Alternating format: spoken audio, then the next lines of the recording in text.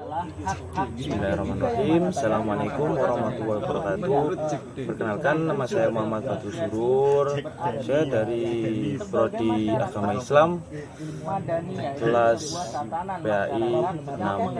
Baik, di sini saya akan mempresentasikan tentang politik. Nah, di yang pertama yaitu membahas tentang memahami politik dan kebijakan pendidikan nasional dari masa ke masa.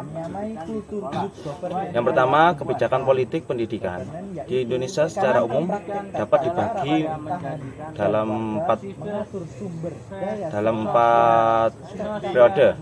Nah, yang pertama yaitu kebijakan politik pemerintahan pada masa kemerdekaan. Yang kedua pada masa Orde Lama, dan yang ketiga pada masa Orde Baru, dan yang keempat yaitu pada masa reformasi. Ya, kita jelaskan dari empat periode ini ya. Yang pertama yaitu kebijakan politik pemerintahan masa kemerdekaan. Sebelum merdeka, di tangan penjajah Belanda, pada masa itu Belanda menetapkan politik diskriminatif terhadap rakyat jelatanya tentang umat Islam. Hal ini berubah setelah Belanda mendapat tekanan dari dunia internasional. Berulah Belanda memberikan kesempatan kepada bangsa Indonesia bagi masih memberikan batasan-batasan, artinya masih dikontrol oleh Belanda. Tujuan pendidikan pada masa itu adalah yaitu untuk tenaga kerja yang akan dipekerjakan di pemerintahan. Belanda tidak suka dan selalu mencurangi pendidikan Islam yang diselenggarakan di tempat itu.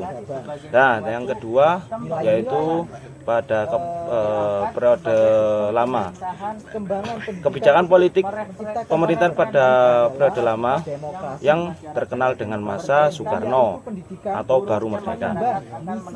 Pada masa ini kebijakan pendidikan pendapat yaitu pada isu nasional dan integrasi antara sekuler dan agamis. Sementara politik pendidikan Islam lebih diarahkan kepada upaya memahami dan memperbanyak lembaga pendidikan Islam. Namun kegiatan itu tidak terlaksana sepenuhnya karena Indonesia mati.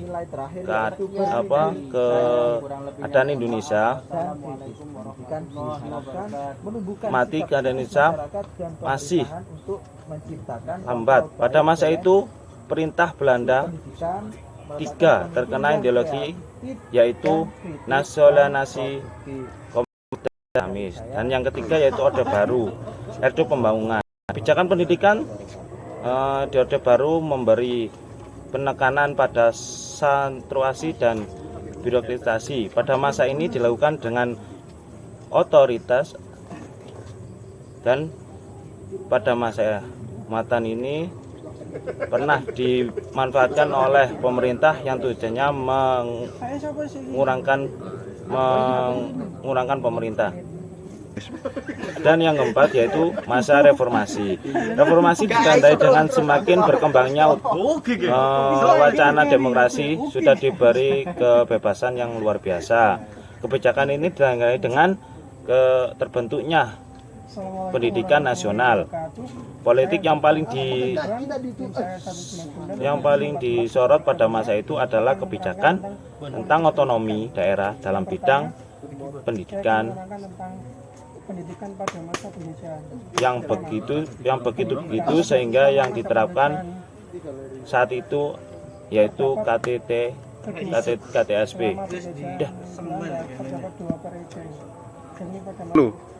Baik, dan yang kedua yaitu kita membahas tentang demokrasi, HAM, civil dan civil square dalam bingkai problematika pendidikan nasional. Yang pertama kita membahas tentang demokrasi, yaitu kedaulatan rakyat atau kedaulatan mutlak dan kesatuan yang terkandung dalam konsep khilafah. Oleh karena itu para ahli mengembangkan teori politik tertentu yang dianggap demokratis. Wujud dari demokrasi terhadap pendidikan adalah dengan memberikan kesempatan yang sama karena setiap anak untuk mendapatkan pendidikan di sekolah sesuai dengan kemampuannya. Demokrasi horizontal adalah bahwa setiap anak tidak ada pengecualian mendapatkan kesempatannya untuk menikmati pendidikan di sekitar, di sekolah. Yang kedua itu demokrasi vertikal adalah bahwa setiap anak mendapat kesempatan yang sama untuk mencapai tingkat pendidikan yang setinggi-tingginya sesuai dengan kemampuannya. Masalah-masalah dapat menghambat SDM Indonesia lain. Yang pertama, rendahnya partisipasi masyarakat. Yang kedua, rendahnya inisiatif kebijakan yang kurang demokratis. Dan yang ketiga, tentang kehidupan global. Yang kita yang membahas yang kedua yaitu tentang HAM. Menurut Jack Dorsey, HAM adalah hak yang dimiliki manusia semata-mata karena ia manusia, beserta tampaknya perlu segera dilakukan untuk negara tegakkan dimensi HAM dalam respon arah pembangunan nasional sehingga dapat mempererat persaudaraan yang saat ini tengah mengalami keretakan yang parah. Yang pertama, pendidikan harus dikelola dengan asas-asas keadilan. Dan yang kedua, pengelola pendidikan harus menjauhkan diri dari segala bentuk ketertutupan. Dan yang ketiga, pengelola pendidikan mencegah dirinya eksklusif dalam semua ini. Dan yang keempat, pendidikan perlu ditangani secara lebih profesional. Dan yang terakhir yaitu pendidikan harus menjunjung tinggi semangat rasa demokratis. Yang ketiga kita membahas di Indonesia istilah civil society diartikan sebagai masyarakat madani, itu sebagai tatanan masyarakat yang mengedepankan toleransi, demokrasi dan keadaban. Peran pendidikan dalam upaya perwujudan civility adalah sebuah potensi besar yang sesungguhnya memiliki pendidikan dalam kemerdekaan.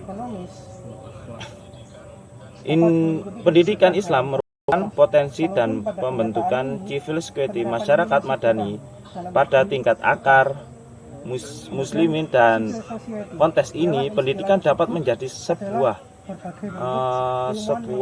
wacana pendidikan kritis bagi rakyat, membebaskan lapisan bawah masyarakat dari keterbelakangan dan kemiskinan.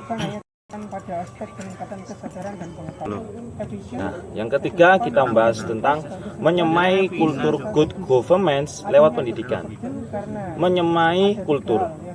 Saat ini di Indonesia masih dihadapkan pada pemerintahan menurutku pemerintahan yang kurang baik, yang ditandai dengan adanya korupsi, kolusi, nepotisme, hampir seluruh struktur yang ada, baik pada departemen pemerintahan maupun non pemerintahan.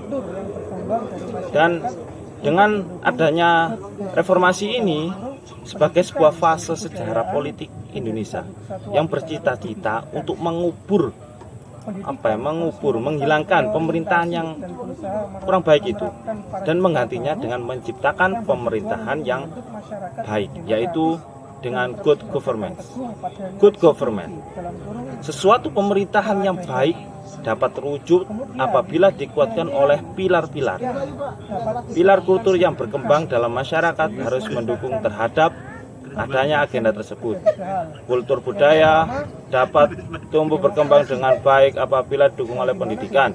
Pendidikan sendiri diyakini dapat memberi ruh kekuatan untuk mendukung terwujudnya kultur good government. Good government.